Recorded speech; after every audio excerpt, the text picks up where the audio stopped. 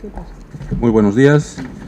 Siendo las 8 horas del día 30 de noviembre del año 2016, la segunda sala penal de apelaciones nacional se instala para llevar a cabo la audiencia de apelación de auto en el expediente 249-2015-12 a propósito del recurso de apelación interpuesto por la defensa técnica del investigado Ollanta Moisés Humala Tazo.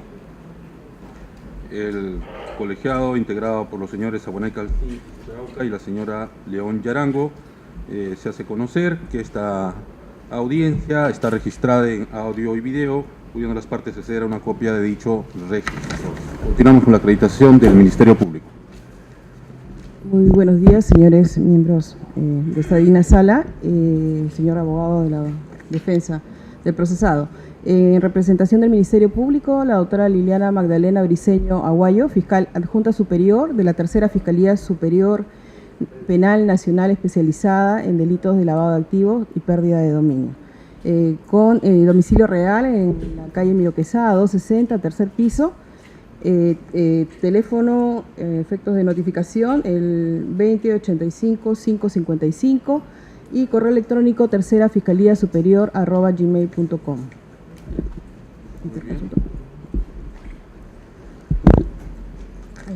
Las personas que nos acompañan no son... Representantes del Ministerio Público también, pero me acompañan en la audiencia.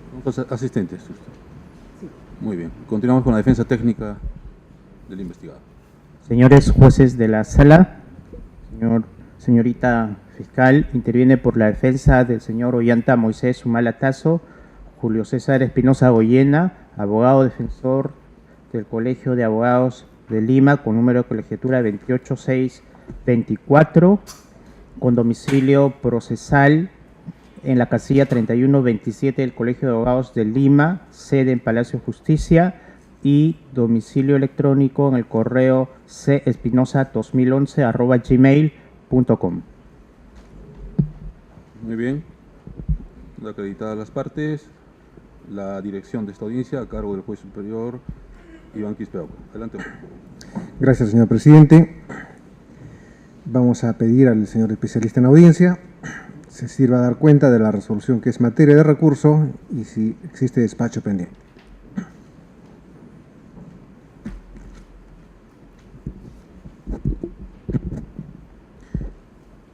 Señor presidente, señores miembros de la sala y a los demás sujetos procesales, muy buenos días.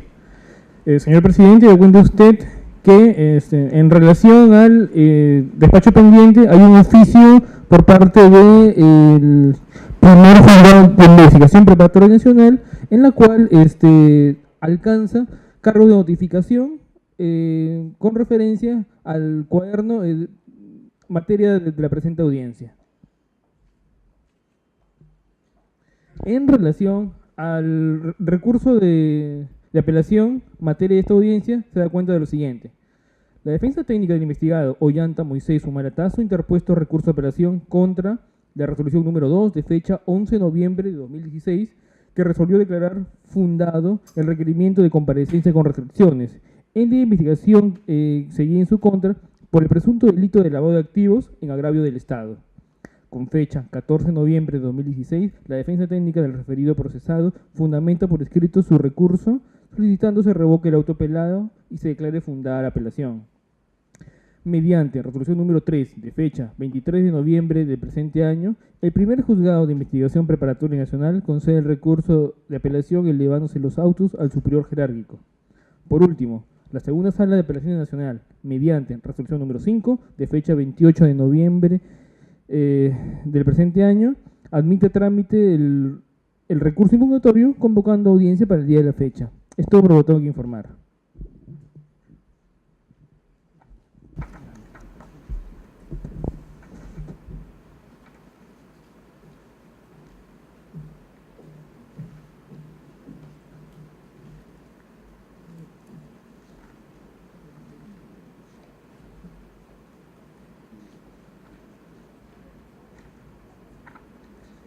Respecto de las cédulas de notificación remitidas por el juez del primer juzgado de investigación preparatoria, se pone a conocimiento del Ministerio Público y también de la defensa.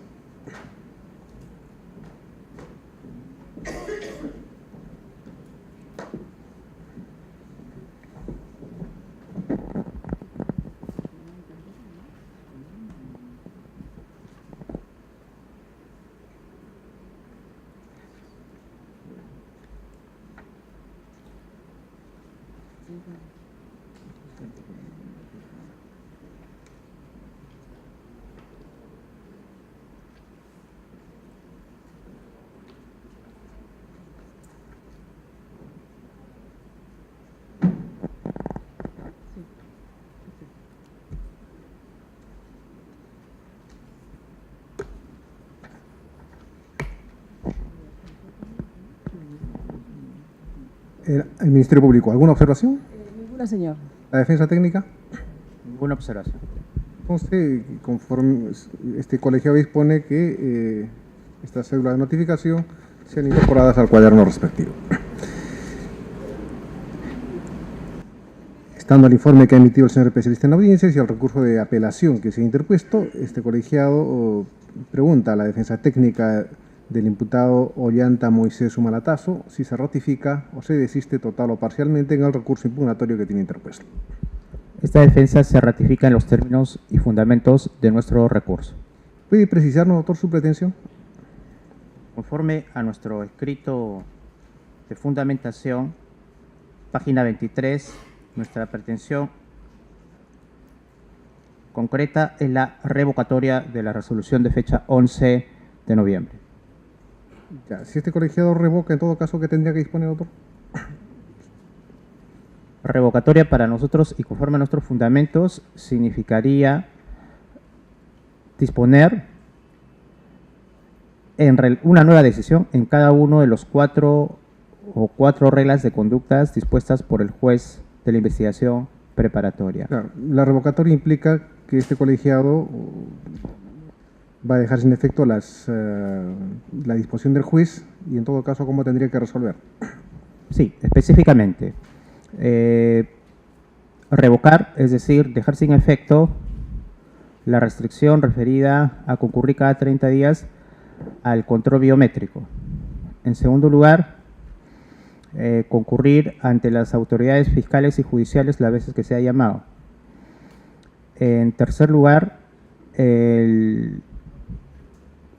la regla indicada según la cual no debe variar de domicilio sin previo aviso a la autoridad judicial. Y en cuarto lugar, cuestionamos también el monto de caución impuesto en 50.000 nuevos soles.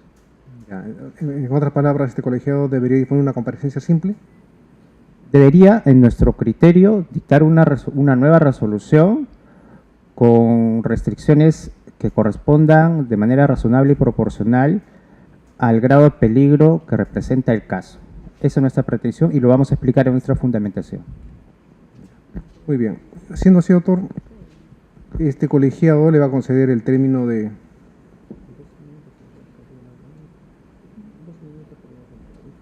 12 minutos, doctor. Si la defensa lo considera, vamos a ser un poco flexibles, pero concretamente al tema, doctor. ¿Por qué deberíamos revocar y otorgar esas otras restricciones que seguramente vamos a escuchar de la defensa?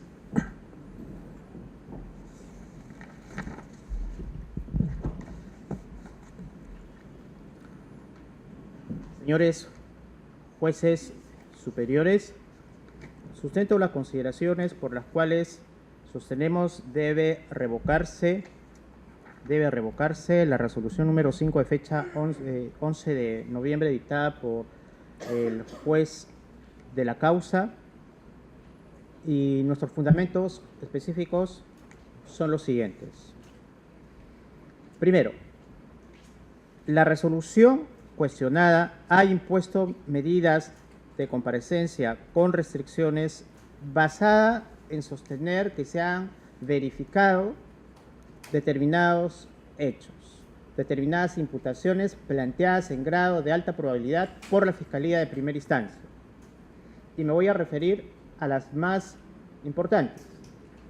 Señala la resolución impugnada que la vinculación de mi patrocinado en su condición de candidato y presidente del Partido Nacionalista en el año 2006 con el gobierno del expresidente Hugo Chávez a efectos de recibir dinero de procedencia ilícita venezolana es un hecho respecto del cual sí existen, literalmente dice la resolución, sí existen suficientes elementos de convicción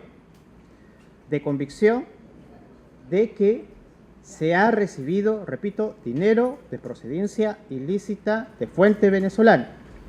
Y nosotros cuestionamos esta primera afirmación por los siguientes fundamentos. Primero, sostiene la resolución haciendo eco de lo sostenido por la Fiscalía Provincial, que se ha recibido dinero de la empresa venezolana CaixaMac, empresa que estaría vinculada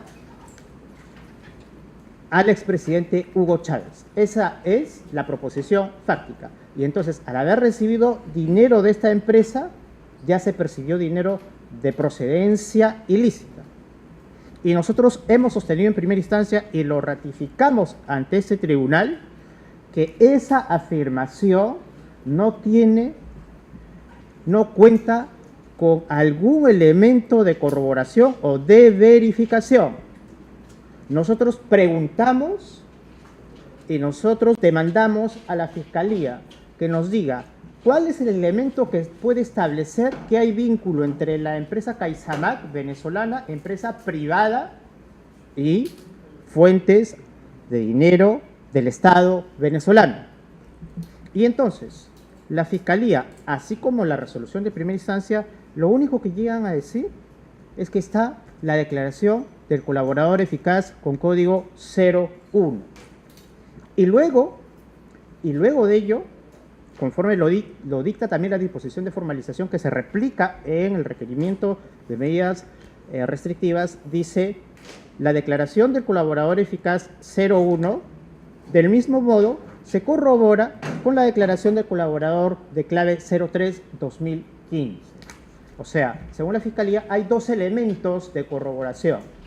Y lo que nosotros queremos sostener y enfatizar es que, en principio, como hemos explicado y hemos demandado ante este tribunal, bueno, ante la primera instancia en esta sala de audiencias, el colaborador 1, 2015, y el colaborador 2 del 2015, para la defensa, es y se trataría de la misma persona.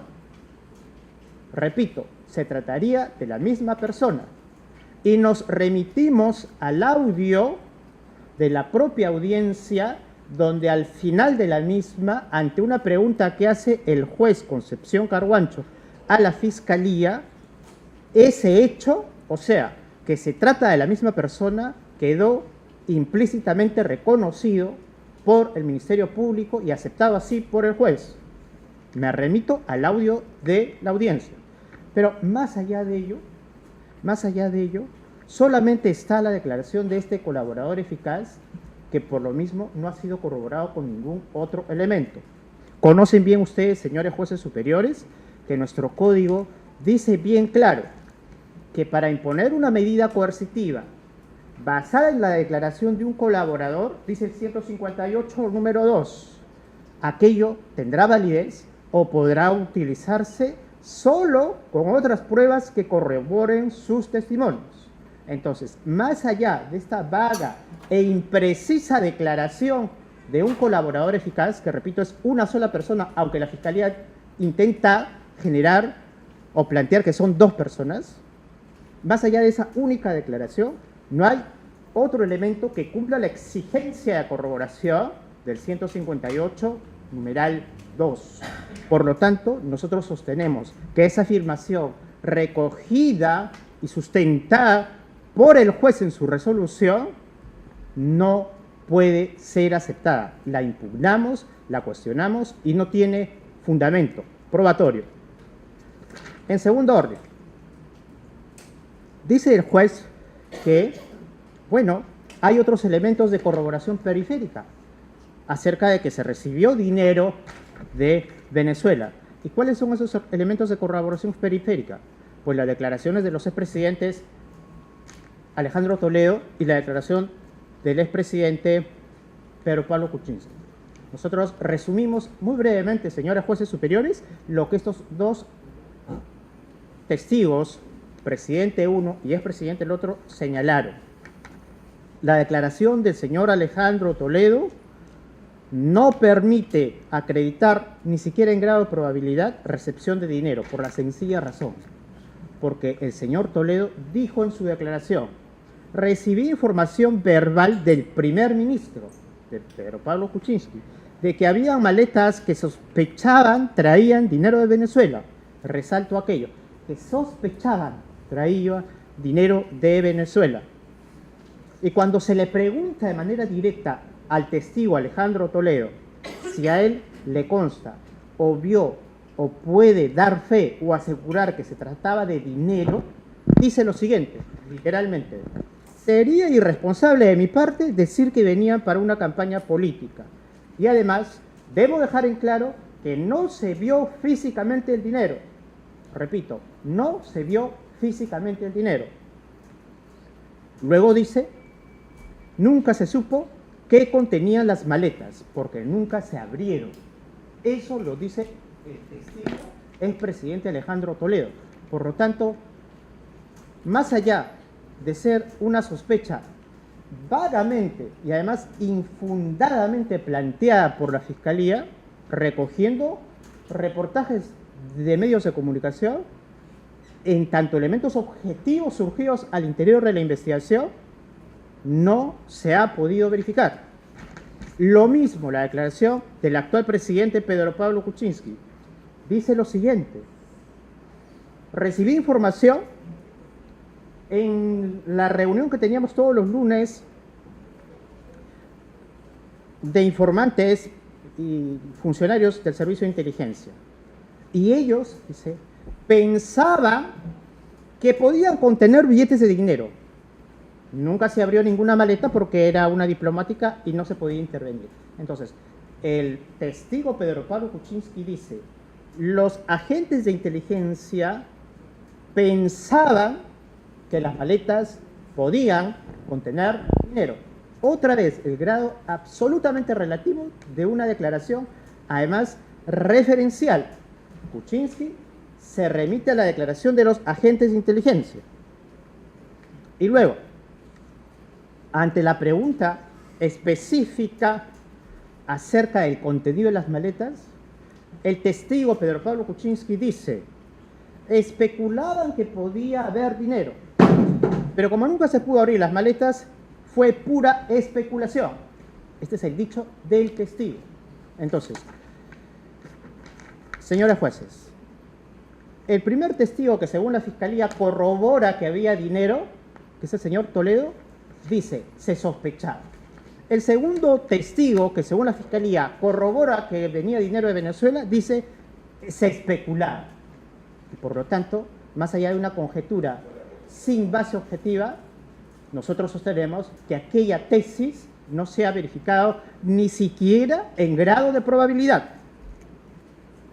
Luego de ello, tener presente, y es fundamento de nuestro recurso de apelación, que la resolución impugnada acerca de esta proposición fáctica no ha valorado los contraindicios explicados en la audiencia y que nosotros demandamos sean tenidos en cuenta por este colegiado.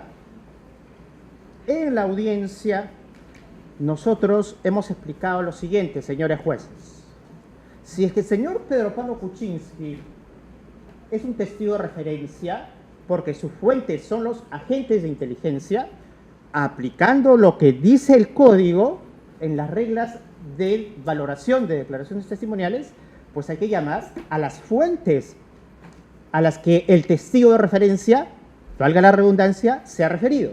Y entonces, esta defensa, así como la defensa colegiada de la señora Heredia durante la investigación preliminar, llamamos y propusimos que se llame a declarar a aquellos funcionarios de inteligencia, los mismos que fueron a declarar ante el fiscal. Me refiero a la declaración del señor Abel Raigada, de fecha 17 de marzo del presente año, director de la Dirección Nacional de Inteligencia en la fecha de los hechos, y dicho testigo, que es la fuente de la que se informó luego el señor Pedro Pablo Kuczynski en la fecha de los hechos, dijo lo siguiente ante el fiscal: dijo, nunca le hice un informe de inteligencia al señor Pedro Pablo Kuczynski, ni por escrito, ni oral, porque un informe de inteligencia es conocimiento confirmado y tiene una característica asertiva que le permite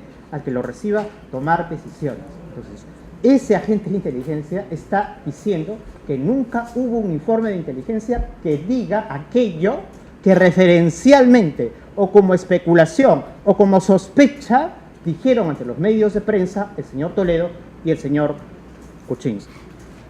Luego, en la pregunta 17 que se le hace a ese mismo testigo, dice: yo nunca he hablado de cantidades de dinero, ni siquiera de presencia de dinero, porque nunca se dispuso de indicios o evidencias útiles. Entonces, los testigos fuente están certificando que no se puede hablar de dinero enviados a través de dichas valijas diplomáticas. Pero no es el único agente de inteligencia, fueron dos, porque estos dos nombres no surgieron, señores jueces, de la invención o de la creatividad de la defensa. Los dos nombres de los agentes de inteligencia que en 2006 habrían dado esa información al presidente actual y entonces primer ministro fueron, primero, como dije, el almirante Raigada, y el segundo agente de inteligencia es el señor Jorge Washington Cárdenas, que ocupó el cargo de director general de inteligencia del Ministerio del Interior. Estos dos nombres, repito, fueron proporcionados por el propio Pedro Pablo Kuczynski, testigo, y este segundo testigo, Cárdenas Sáenz, dice lo siguiente: no recuerdo haber informado eso al señor Kuczynski en momento alguno. Luego dice lo siguiente: no recuerdo haber informado eso al señor Kuczynski. En todo caso, me remito a los actuados que puedan obrar en la oficina de inteligencia. Pero me ratifico en lo expresado, dice: yo no he proporcionado esa información en la reunión de los lunes. Declaración del propio testigo fuente. Por lo tanto, ¿cómo puede sostenerse que está corroborado ni siquiera periféricamente esta imputación de que venía o provenía dinero de fuente venezolana a la luz de estos datos objetivos? A mayor abundamiento, señores jueces, sostenemos que la resolución de primera instancia no ha valorado estos contraindicios porque además de evidencias o elementos de convicción de carácter testimonial, existen documentos que no se han valorado en su contenido. Me voy a remitir de manera muy puntual a los informes de inteligencia que a solicitud de la Fiscalía se han presentado. Obra en la carpeta fiscal el oficio 796, en el que el fiscal le pide a la Dirección Nacional de Operaciones Especiales que se realice acciones de inteligencia para verificar en sus archivos si ese hecho ocurrió. Y la Dirección de Operaciones Especiales de Inteligencia responde mediante informe 0401 del 18 de enero y concluye en dicho informe lo siguiente: además de identificar plenamente al almirante Raigada y al general Cárdenas, que fueron los agentes que intervinieron en esa época, informo a su despacho que luego de haber hecho las consultas correspondientes no existe ningún registro acerca de unas supuestas valijas diplomáticas que habría traído alguna funcionaria diplomática de nombre Virly Torres. Ese informe, además, fue ampliado por un segundo documento, fecha 23 de febrero, que concluye que se ha descartado el ingreso al país de valijas diplomáticas con dinero proveniente de la República de Venezuela. Informe, señores jueces, a cuyo contenido me remito. Entonces, no solamente existen testigos referenciales que hablan de sospechas y de especulaciones, sino que cuando vamos a los testigos fuentes niegan ese hecho. Pero además vamos a prueba documental, y la prueba documental es objetivamente clara en señalar que no hay siquiera registros o evidencias para sustentar esa imputación. Por eso es que hacemos este cuestionamiento que el juez de primera instancia ha asumido de manera acrítica. No ha dado respuesta a nuestras postulaciones y a las refutaciones que hicimos para sostener que esta proposición fáctica no estaba verificada. Además de ello, señores jueces, Nosotros sostenemos que el juez, asumiendo acríticamente la tesis de la Fiscalía, le ha dado valor a elementos de convicción que carecen de validez. Específicamente, le está dando valor, sin haber llevado adelante el procedimiento de corroboración, a la declaración del famoso colaborador eficaz 03 del año 2015. ¿Por qué razón? Porque el famoso colaborador eficaz de clave 03-2015 es una suerte de elemento de acreditación y fuente probatoria constante que utiliza la Fiscalía en toda su fundamentación. La declaración del colaborador eficaz 03-2015, señoras jueces, es a todas luces el hilo conductor que sirve de guía y de base a la tesis de la Fiscalía. Y entonces, nosotros sostenemos que esas declaraciones del colaborador 3, que tiene varias declaraciones, así como el clave 1 del 2015, que nosotros sostenemos, se trata de la misma persona, y si no lo fuera así, porque la Fiscalía desmienta esta tesis, sostenemos que esa es una información ineficaz. ¿Por qué? Porque la declaración del colaborador eficaz, según la cual vino dinero de la empresa Caisamab, que a su vez tiene vinculación o es una empresa de fachada del gobierno de Hugo Chávez, es una declaración dada el 29 de diciembre del 2015. Se supone, y ustedes, señoras jueces, tienen suficiente experiencia en esto y conocimiento jurídico, se supone que la declaración de un colaborador eficaz se basa en dos principios fundamentales: principio de oportunidad y además de eficacia. Esto significa que la información, como dice Pablo Sánchez, el fiscal de la Nación, no puede tratarse de información tardía. O sea, no puede una persona aspirar a un beneficio de colaboración eficaz contándonos o contándole al fiscal una historia cuyos datos y evidencias ya fueron conocidas y reveladas por diversas fuentes antes de aquella declaración. Sin embargo, esto ha ocurrido. Sin embargo, esto ha sucedido en el presente caso. Señor abogado, este colegiado les recuerdo que el tiempo que se le ha concedido ya ha sido en exceso, ya tiene 20 minutos hablando, le vamos a dar 5 minutos más para que cierre sus argumentos. Trataré de resumir, señora juez. En resumen, lo que pretendo decir es que las declaraciones del colaborador eficaz que se han tomado como fuente fueron declaraciones tardías. Desde mayo del 2015 ya se conocía por diversas fuentes, inclusive abiertas, reportajes periodísticos, Panorama, Canal N, e inclusive el propio reporte de la UIF, los envíos de dinero de la empresa Caisamab. Desde mayo del 2015, que el 29 de 2015, el colaborador eficaz dice: yo brindo esta información nueva, útil y eficaz. En segundo lugar, acerca de los dineros de Brasil, ocurre exactamente lo mismo. El colaborador eficaz dice, el 29 de diciembre, pretendo que me otorguen beneficios de colaboración eficaz porque hoy, 29 de diciembre, voy a aportar información útil referida a recepción de dinero de Brasil, cuando dicha información fue conocida por fuente abierta y reportajes periodísticos desde el 21 de junio. Quiere decir que el postulante a colaborador eficaz no es nada más que un gran recopilador de información. Termino señalando dos cuestiones más. Se ha sostenido que también existen elementos para sostener que hay lavado de activos y elementos suficientes que justifican esta medida. La existencia de un proceso penal por delito de peculado y colusión en la ciudad del Cusco referido a una obra en el hospital denominado Antonio Lorena por el gobierno regional.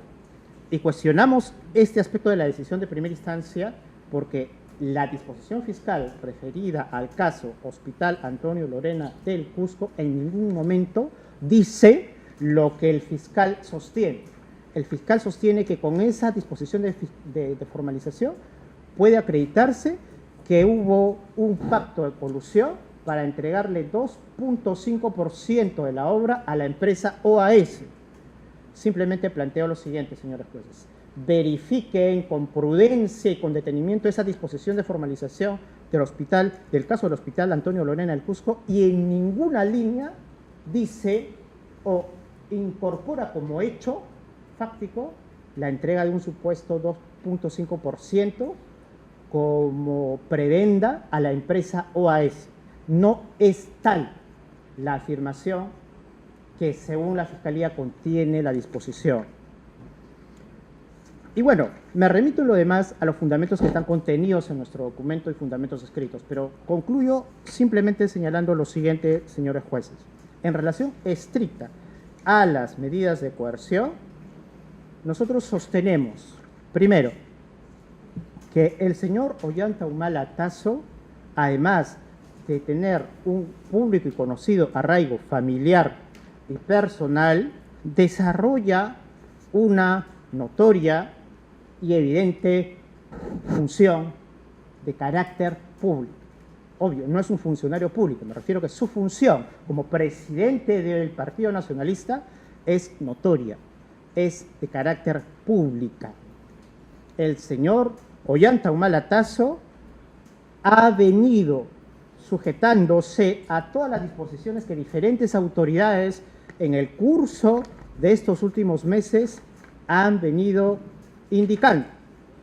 Y si es que el 269.4 dice del Código que para imponer una medida restrictiva hay que valorar el comportamiento del imputado en el proceso o en otro, nosotros demandamos que se tenga en cuenta el comportamiento del señor Ollanta Humala Tasso. Ha concurrido, como es hecho público, a comisión investigadora en el Congreso, ha concurrido a una Fiscalía Anticorrupción por un proceso en calidad de testigo, por un proceso que se sigue contra la administración pública. Ha concurrido, hecho público, el viernes pasado a la Fiscalía Anticorrupción que investiga el caso Gasoducto del Sur y seguirá asistiendo en la medida que él está totalmente sujeto a las disposiciones de las autoridades. El señor Ollanta Humala Tasso, en efecto, viajó fuera del país y la Fiscalía dice, ese es el mejor ejemplo de que hay peligro de fuga. Nosotros, por el contrario, esa conducta desarrollada por mi patrocinado verifica que él tiene total sujeción y arraigo al país. Viajó, en efecto, a la ciudad de España en un viaje que fue comunicado inclusive formalmente a la Fiscalía en su momento y, conforme lo anunció, retornó después de cumplir sus actividades institucionales. Además, se trata de una persona que al desarrollar una actividad pública tiene suficientes medios y existen suficientes modos de controlar su sujeción al proceso. Hemos invocado, señores jueces, ante el juez de primera instancia, otros casos precedentes y análogos, y quizás muy parecidos.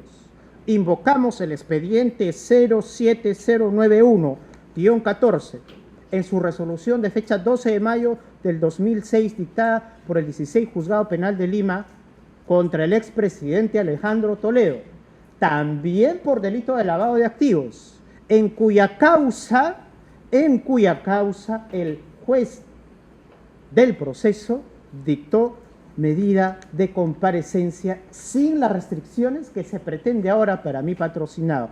En el caso del expresidente Toledo, que además radica fuera del país, que además labora fuera del país y por lo tanto no tiene mayor actividad en el Perú, no se le ha impuesto obligación de firma mensual. Primer dato concreto, y me remito al expediente que he citado. Tampoco se le ha impuesto una caución de suma alta. La caución que se le impuso fue de 5.000 soles.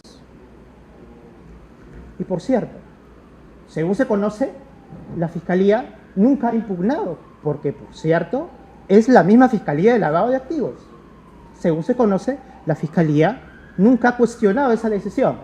Pero claro, tratándose del caso del señor Ollanta Humala-Tazo, hace un pedido que para esta defensa resulta un poco razonable en sus fundamentos objetivos y además no cumple con lo que el artículo 253.1 y el sexto del título preliminar señalan, que es o son los principios de proporcionalidad y de razonabilidad en la administración de las medidas de coerción personal. Por estos fundamentos, señores jueces, solicitamos se revoque la resolución de fecha 11 de noviembre del presente año. He concluido. El Ministerio Público tiene uso de la palabra por el mismo tiempo del que ha hecho uso la defensa técnica. Gracias, señor director de este debate. En primer lugar, tendríamos que decir que la defensa ha basado su exposición en este momento en 6 elementos de convicción que habían sido tomados en cuenta por el juez de investigación preparatoria para poder dictar esta medida de comparecencia con restricciones. Tendríamos que aclarar que el Ministerio Público, a efectos de solicitar esta medida de comparecencia con restricciones, ha presentado 149 elementos de convicción. Hoy, a raíz de esta apelación, se están analizando estos 6 y en todo caso me referiré a estos 6 elementos de convicción a efectos de poder llevar a cabo el contradictorio. Son 5 hechos o puntos los que sustentan la imputación contra el procesado Ollanta Humala-Tazo. En primer lugar, la recepción de dineros remitidos por CaixaMac, empresa que de acuerdo a la imputación fiscal se encuentra vinculada o es la empresa que habría utilizado el gobierno del presidente Hugo Chávez para remitir fondos que pertenecían al gobierno venezolano a efectos de poder apoyar la campaña de este procesado, la campaña política para su elección como presidente en el 2006 y posteriormente también en el 2011. Se cuestiona aquí los hechos del depósito de esta empresa y ha sido ya no solo discutido, sino analizado también en la primera solicitud que hizo el Ministerio Público de comparecencia con restricciones en el caso de la señora Nadine Heredia, de su madre, su hermano y otros procesados, investigados que se encuentran dentro de este proceso. Estos elementos ya fueron analizados, inclusive la defensa formó parte de la defensa de esos procesados también y en ningún momento se cuestionó respecto a estos depósitos. Estos depósitos han sido o se encuentran corroborados no solamente con la declaración del testigo clave número 3, como señala la defensa, sino que también se encuentran corroborados con la propia investigación del investigado, la propia declaración del investigado Ollanta Humala-Tazo, con el informe de inteligencia financiera 051-2009, con el informe de la inteligencia financiera 025-2015 y con un sinnúmero de declaraciones, no solo de colaboradores eficaces, sino también de algunas otras personas como William G. Chávez, Alejandro Toledo Manrique, Pedro Pablo Kuczynski, Álvaro González Gutiérrez, David Quintanilla, entre otros, David Quintana, entre otros. Voy en este momento tan solo a centrarme en la declaración a que ha hecho referencia la defensa respecto a la declaración brindada por el expresidente Alejandro Toledo. Si bien se coincide en establecer que las valijas no pudieron ser abiertas para verificar el dinero, y todos sabemos que como valijas diplomáticas no podía haberse tomado esa medida de intervención, sí es cierto que este testigo señala que él fue informado por el hoy presidente Pedro Pablo Kuczynski sobre el ingreso de valijas diplomáticas por parte de la persona de Birly Torres. Esta información, tanto él como el hoy presidente Kuczynski señala que le fue dada por los miembros de inteligencia de Palacio de Gobierno en las reuniones que generalmente se daban los días lunes.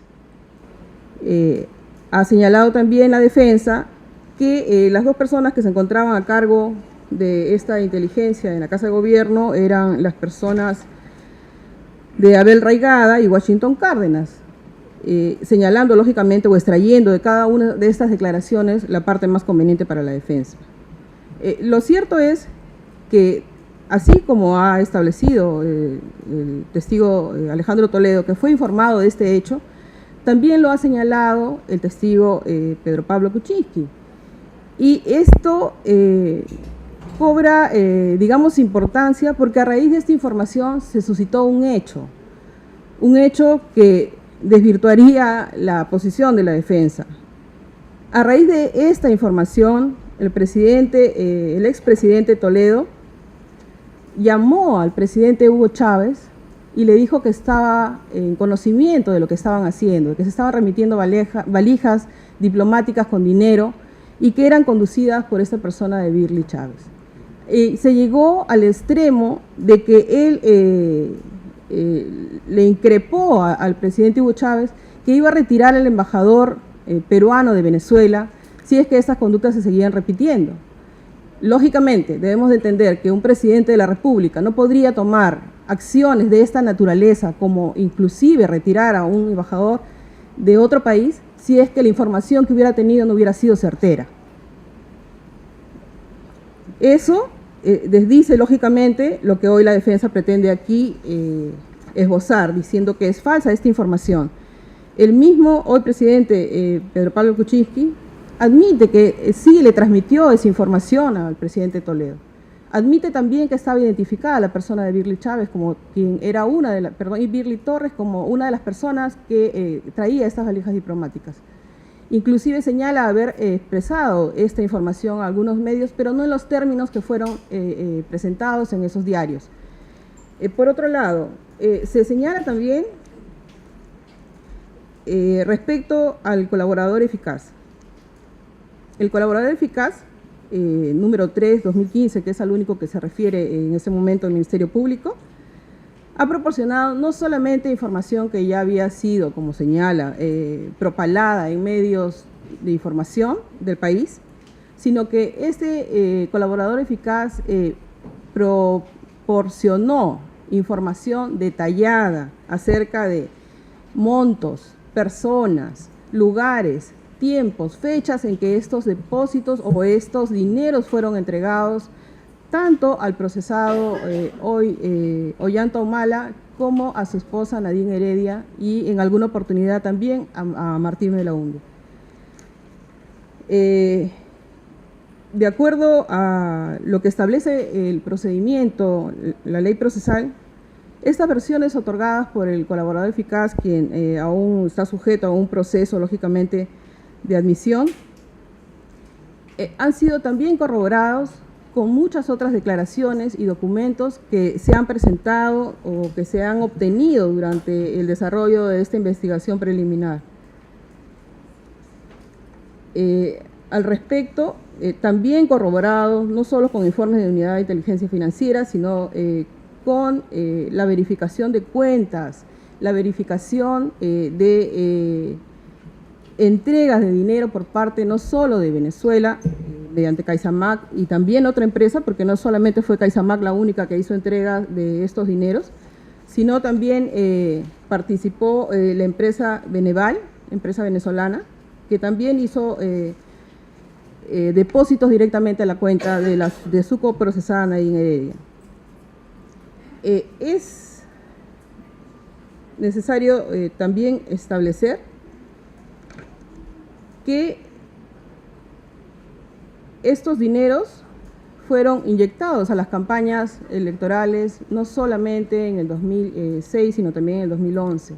Esta información ha sido corroborada por 54 testigos cuyas declaraciones obran en el cuaderno de presentación del requerimiento, los cuales han negado que jamás participaron de los aportes a este partido, ya sea Partido Nacionalista, en la campaña de 2011 y en el 2006 a el otro partido por el que postuló el expresidente Ollanta Humala. Así también debemos tener en cuenta declaraciones de personas que se han encontrado a cargo de las campañas políticas para las postulaciones del procesado Ollanta Humala, tales como la persona de Salomón Lerner, Álvaro González Gutiérrez. Existen también informes de la OMPE en los que se advierte la diferencia entre el dinero aportado por estos falsos aportantes al partido, los cuales en la última campaña ascienden a cerca de 4 millones de soles y en la anterior a 2 millones. Respecto a la participación, a los dineros que podrían, se ha verificado que han venido también por parte de la empresa Odebrecht y OAS, estos se han encontrado vinculados directamente no solamente a propaganda política, sino también al financiamiento de este partido, y gran parte del dinero obtenido por esta fuente ha sido también originada por actos de corrupción, no solamente generados en el Perú, sino que hoy también vienen siendo investigados en Brasil y que forman parte de inclusive requerimientos y formalizaciones que han hecho las autoridades del Ministerio Público allá, donde se ha podido determinar con otros elementos, tales como los teléfonos del propio Odebrecht, donde aparecen anotaciones claras del vínculo que tenía tanto con el procesado Ollanta Humala, así como con las colaboraciones que ellos tenían para esta campaña. Nuevamente tendríamos que establecer que no solamente son estas 6 declaraciones a las que está haciendo hoy referencia la defensa, sino, como hemos señalado, y no nos alcanzaría el tiempo para detallar probablemente cada uno de los elementos de convicción, ya que son 149. Otro de los puntos que se ha señalado en este momento es la investigación que se sigue en la Fiscalía del Cusco por los hechos generados en la construcción del Hospital Lorena del Cusco. La defensa señala que no se encuentran investigados aquí el procesado, pero debemos tener en cuenta que existen indicios reveladores que estas licitaciones fueron ganadas por el consorcio OAS y que definitivamente solamente son el resultado del aporte que ellos inicialmente habrían dado para el desempeño de las campañas del procesado Ollanta Humala Tasso. Con relación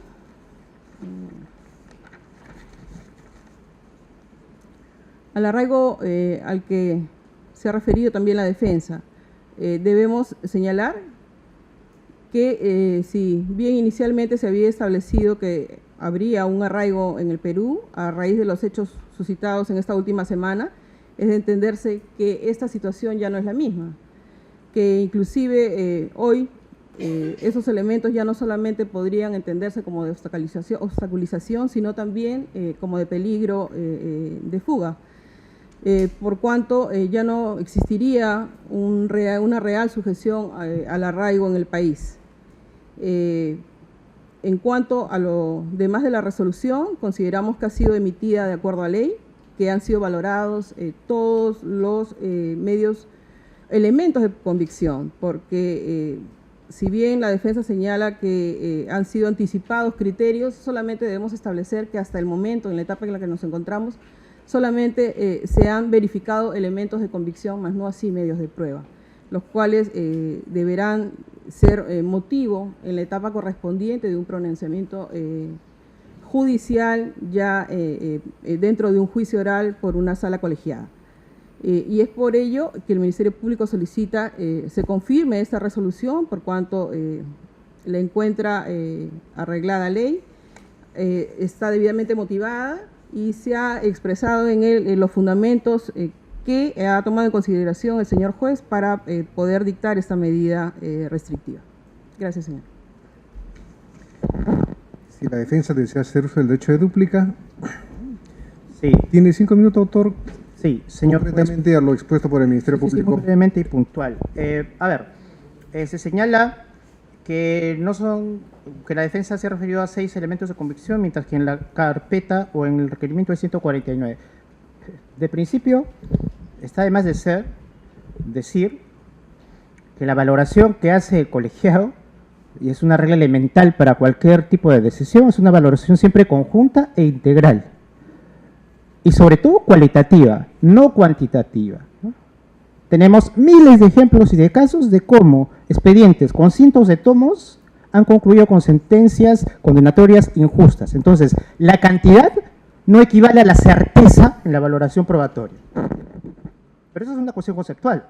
Lo concreto es que en el caso no hay 149 elementos de convicción. La señorita fiscal que sustenta está leyendo el capítulo de anexos. Anexos. 149, en efecto, anexos. Ha leído mal su propio requerimiento, porque en la página 26, en el capítulo 3.1, dice elementos de convicción. Y allí solamente señala 26. Y de esos 26, o acerca de esos 26, la defensa se ha referido en su cuestionamiento en los fundamentos de este escrito de apelación, pero además en el debate que se produjo en la primera instancia, y me remito a las actas correspondientes. En segundo lugar, señala, por ejemplo, que no es correcto que la declaración del colaborador 03 sí fue corroborada, y acaban de escucharlo ustedes, a viva voz. La señorita fiscal, sí fue corroborada. Por ejemplo, el dinero de Caizamac fue corroborada por el reporte de UIF. ¿Saben cuándo se dictó, repito, la declaración de colaborador? 29 de diciembre. La señorita fiscal dice, la declaración de colaborador del 29 de diciembre del 2015 se corrobora por el reporte de UIF. ¿Saben cuándo se dictó el reporte de UIF? 25 de mayo. O sea, 7 meses antes, esa información de carácter inclusive bancario ya existía. Luego, referirnos, señores jueces, solamente a una cuestión final. Nos hubiese gustado escuchar por qué es razonable que se imponga 50.000 soles de caución.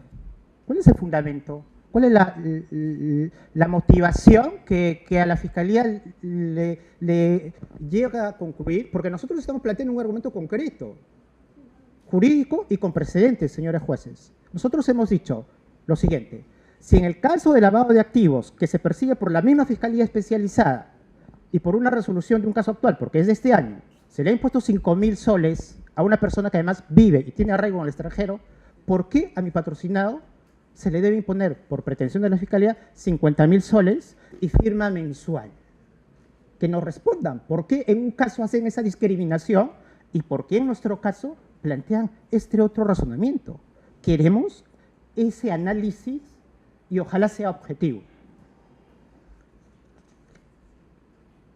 Y en relación al peligro de fuga, pues está clarísimo y acreditado y documentado que mi patrocinado tiene suficiente arraigo personal, familiar. Está documentado en los autos.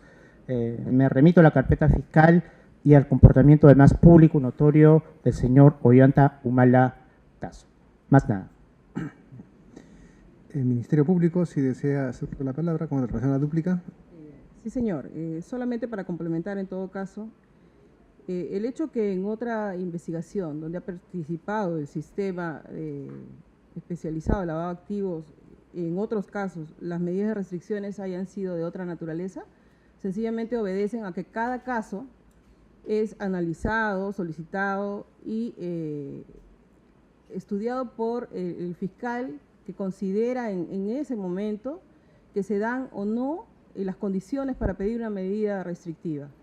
En este caso, viene siendo investigado por el fiscal Juárez Atoche y en el caso al que se ha referido, en todo caso la defensa, por la fiscal Roxana Villar. O sea, no podríamos hacer una comparación porque de esta misma forma tendríamos que comparar todos los casos que se vienen llevando a cabo en las investigaciones tanto del Ministerio Público como del Poder Judicial. consideramos que la medida ha sido proporcional, sí, ha sido razonable, y que en cuanto a lo que se ha señalado también de la caución, es la misma caución que inicialmente pidió el Ministerio Público y que fue concedida y no solo concedida, sino confirmada también por esta sala respecto a su coprocesada, Nadine Heredia Alarcón. Y en cuanto a lo demás, tendríamos que señalar que nos encontramos conformes con la opinión emitida o la resolución emitida por el juez de primera instancia y más bien tendríamos que en ese momento sí solicitar a la sala que si bien hay una conformidad quisiéramos pedir una integración por cuanto el pedido del señor fiscal fue en el sentido de las medidas de restricción que se pudieran imponer al procesado fueran no solamente no ausentarse del lugar donde reside ni cambiar el domicilio sin el previo aviso al juzgado, más bien en la resolución que emite el juez no ha tenido en cuenta esta primera parte, la cual tendría que tener una congruencia para que se integre en cuanto a no ausentarse del lugar donde reside, porque solamente ha sido tomado en cuenta el cambiar de domicilio. En cuanto a lo demás, consideramos y solicitamos que esta resolución sea confirmada por cuanto la encontramos arreglada a ley. Doctora, si me aclara bien, está pidiendo que se integre la resolución de primera instancia. Sí, señor. ¿En qué regla de conducta? En el requerimiento es el A, la regla de conducta número A. Y en la resolución… En el requerimiento a la Fiscalía, ¿qué pidió, doctora? no ausentarse del lugar donde reside ni cambiar de domicilio sin previo aviso al juzgado. Ya, ¿y el juez qué ha dispuesto? El juez ha dispuesto no variar de domicilio sin previo aviso a la autoridad fiscal y judicial, más no así ha tomado en cuenta el ausentarse del lugar donde reside.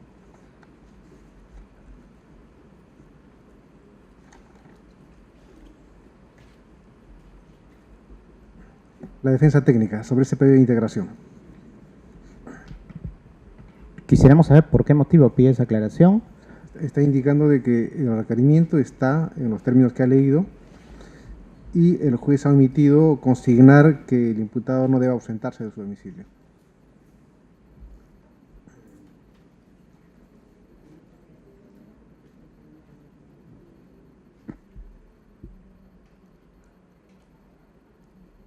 Solo hago referencia a una norma, señores jueces. El código dice que la aclaración o integración tiene reglas. Artículo 124 del Código Procesal Penal dice, dentro de los 3 días posteriores a la notificación, y la notificación fue el día de la audiencia, el 11 de noviembre, las partes podrán solicitar aclaración o la adición de los pronunciamientos. Repito, regla expresa con un plazo taxativo, 3 días. En nuestro criterio, aplicando esta norma imperativa, es extemporánea la petición de la Fiscalía.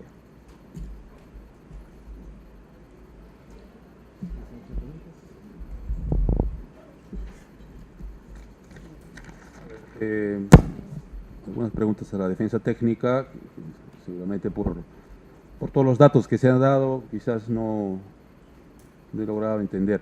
O sea, cuando se ha hecho el cuestionamiento a cierta debilidad en las imputaciones, en las corroboraciones, la vinculación con relación al señor Ollantumala, de los 6 elementos a que ha hecho defensa, ha hecho mención la defensa técnica, se entiende que esta argumentación está dirigida a explicar o a vincular a un tema de proporcionalidad en las medidas restrictivas.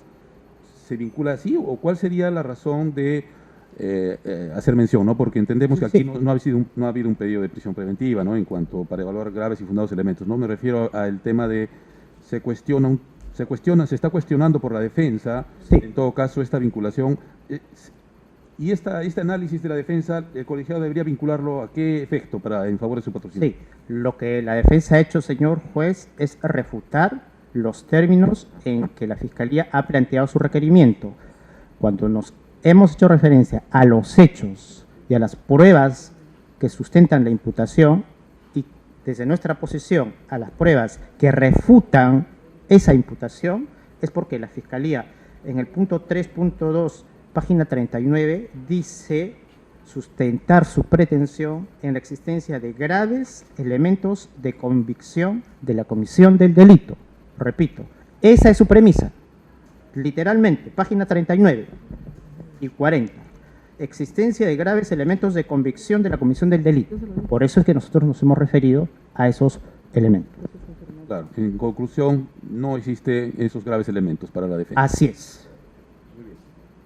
El Ministerio Público en su argumentación señaló, con relación a esta crítica de la versión del expresidente Alejandro Toledo, que esto habría suscitado un incidente con relación a la posibilidad de retirar, ¿no es cierto?, al embajador en Venezuela.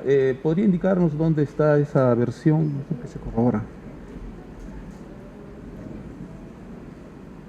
Esta información que estamos señalando está en la propia declaración del testigo, en este caso, Alejandro Toledo Manrique. ¿Hay una sola declaración en el cuaderno? En el cuaderno presentado a la sala está obra folios 43-75.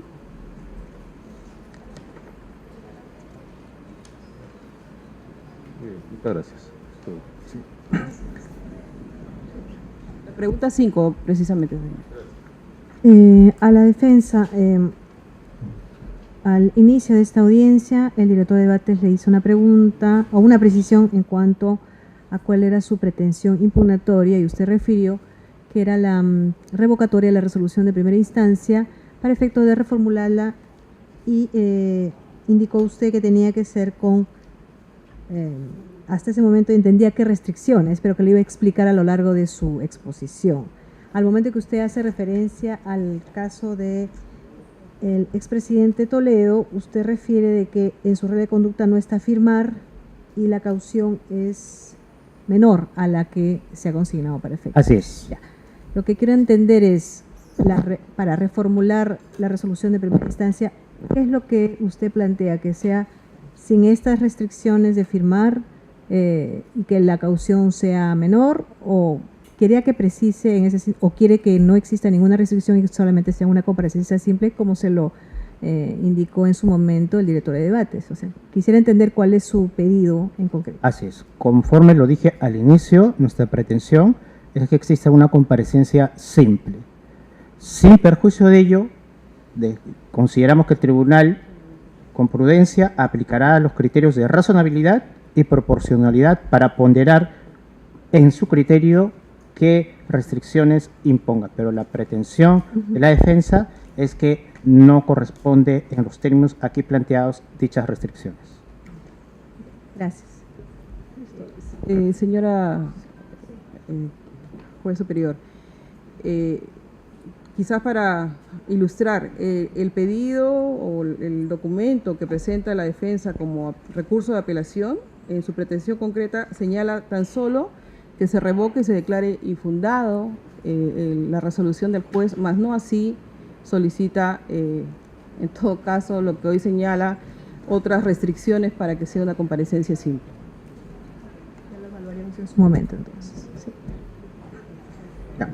Al Ministerio Público. De acuerdo a su intervención, estamos únicamente ante un delito. Si son más, acláreme, es el delito de lavado de activos. Sí, sí, señor. Bajo Actos de conversión. lavado de activos, su modalidad de actos de conversión, referido a fuentes de financiamiento para la campaña política 2006, le he entendido, y una segunda sería el 2011. Sí, señor. La primera, dinero proveniente de Venezuela, y la segunda de Brasil. Sí, en ambas hay dinero Para financiamiento de campaña política. La defensa técnica, ¿es así? Estamos viendo al tema de la imputación. Estamos solamente ante un delito de lavado de activos, respecto al cual es procesado el señor Humala, y sobre fuentes de financiamiento a sus campañas, 2006 y 2011. ¿Es conforme? La tesis del fiscal es esa, campaña 2006 y 2011. Ya. Una precisión más. De acuerdo a la intervención que le he escuchado a la defensa técnica, lo que en buena cuenta está cuestionando es que la Fiscalía tenga una apariencia de derecho, o sea, que justifique esta medida cautelar, esta comparecencia con restricciones. Así es. En esencia, ¿no? Sí, o sea, no hay suficientes elementos, si bien hay una imputación, no hay suficientes elementos que corroboren las entregas del gobierno de Venezuela y en el otro caso el de Brasil. la premisa estricta y literal de la Fiscalía es existencia de elementos de convicción graves. Subrayo, graves. No está diciendo la Fiscalía que acá hay la sospecha de un delito. Está diciendo que hay elementos de convicción graves. Quiere decir, y así lo planteamos ante el juez de primera instancia, que para la Fiscalía la imputación está en un grado de conocimiento alto. Por eso dice graves. Y nosotros sostenemos que ese estándar de grado de conocimiento para verificar la imputación no existe. A la Fiscalía, respecto del mismo tema, bueno, con relación a los dineros de Venezuela y otros, creo que se ha explicado. Con relación a los dineros de Brasil, se ha indicado de que, la defensa ha indicado de que en la investigación que se hace respecto de la obra que ejecuta OAS, o ha ejecutado OAS seguramente, habrían entregas de dinero. La Fiscalía, la defensa ha indicado de que en la investigación que se hace sobre este tema no se vincula, no hay ninguna investigación donde se diga de ese porcentaje de 2.5% que se habría asignado. No le he escuchado a la Fiscalía una precisión sobre ese tema. En la investigación que se hace, o que hace el Ministerio Público, sobre la ejecución de la obra del Hospital Antonio Lorena, en el Cusco, o sea, ¿se investiga ese 2.5% que se alude? Ese es el componente fáctico número 4, precisamente, señor. Ya, ¿cuáles son los elementos corroborantes? Bien, en estos, respecto a este componente fáctico, el Ministerio Público ha señalado elementos tales, no solamente esta investigación fiscal llevada a cabo en el Cusco, por cuanto... ya, en esa investigación que se lleva en el Cusco, o sea, ¿se investiga ese 2.5% de porcentaje que se dice? Se está investigando delitos de corrupción, propiamente... o sea, concretamente, este 2.5%. Sobre esta obra es ganada por la empresa OAS. Ya, en eso estamos de acuerdo. Ese es el procedimiento que viene siendo investigado por acto de corrupción en el Cusco. Específicamente sobre este 2.5% de comisión que se ha indicado. Eso se verá al final de la investigación, porque esta investigación está siendo llevada ya precisamente para poder establecer y sentenciar los actos de corrupción que podrían haberse generado en esa obra. Ya, tenemos en esta carpeta un indicio, lógicamente, de también la comisión de esta imputación que está haciendo. Tenemos en este cuaderno como elemento de convicción la disposición de formalización y continuación de la investigación preparatoria de ese proceso. Sí, señor. Ya, en todo caso lo vamos a verificar. Señor juez. Sí, le voy a conceder la palabra, señor abogado. Y en todo caso, si no estuviera, le vamos a pedir que nos remita, que nos haga alcance. Perfecto. Sí, tengo que precisar, ¿no? Sí, diga, señor Tengo abogado. que precisar. La señorita fiscal dice 149 elementos, que me diga cuál de esos 149 anexos, en cuál de esos 149 está la disposición de formalización referida al caso del Cusco. Que lo diga ahorita. No está, no existe. ¿Y sabe por qué no está? Porque sencillamente se olvidaron, ¿no? Está, y yo le voy a resolver el problema, que no se preocupe la señorita fiscal, yo le resuelvo el problema. Está en la carpeta principal y en el requerimiento que se hizo en junio contra la señora Heredia. Ahí está la respuesta, ahí está la información que la señorita fiscal no consigue. Pero además, reitero, esa disposición de formalización de la Fiscalía del Cusco no contiene como elemento fáctico el 2.5 de entrega de supuesta coima. Le hemos escuchado eso, señor abogado, y justamente para, habiendo información dispar, estamos solicitando se corrobore. Y gracias por la información. En todo caso, la Fiscalía va a tener que hacer alcance de esa disposición a este colegiado. De esta manera, este colegiado da por cerrado los debates orales en el presente caso, siendo horas 9 de la mañana con 12 minutos del día 30 de noviembre del año 2016. Se comunica a las partes que la decisión del caso será expedida en el plazo de ley y notificada en los correspondientes domicilios procesales. Esta audiencia ha concluido, las partes pueden retirarse.